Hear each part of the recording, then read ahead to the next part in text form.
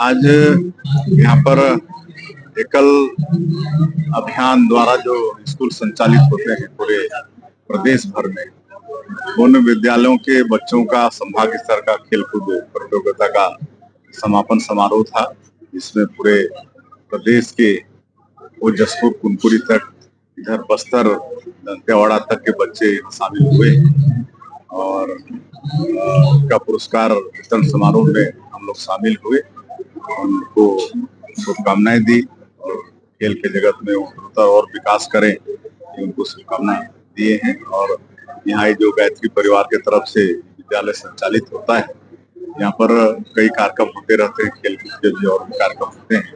यहाँ पर जो मैदान है उसके विकास के लिए 20 लाख रुपए की घोषणा की है। मुख्यमंत्री जी, सीबीआई जिस तरीके से भ्रष्टाचारियों पर ताबड़तोड़ कार्रवाई कर रही है, भ्रष्टाचार के मामले में नो टॉलरेंस, क्या कहेंगे? देखिए, सरकार तो शुरू दिन से ही कह रही है कि हम करप्शन के मामले में जीरो टॉलरेंस की नीति अपनाएंगे और मोदी जी की बात आप लोग सुने होंगे, न खाऊंगा न खाने दूंगा, और उसको मूल मंत्र मानते हुए हमारी सरकार भी काम कर रही है। और इसलिए आप लोग देख रहे हैं कि पिछले कांग्रेस की सरकार में कितने घोटाले हुए और घोटालेबाज सब दंडित हो रहे हैं। पीएससी में भी घोटाला हुआ, इसके भी दोषीदार दंडित हो रहे हैं।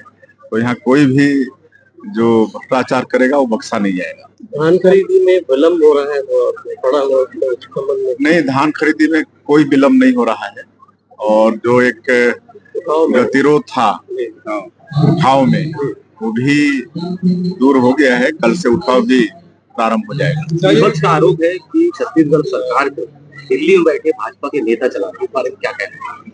वो तो आप लोग जनता हैं, आप लोग और प्रेस मीडिया के आप लोग लोकतंत्र के चौथे स्तंभ, आप लोग मूल्यांकन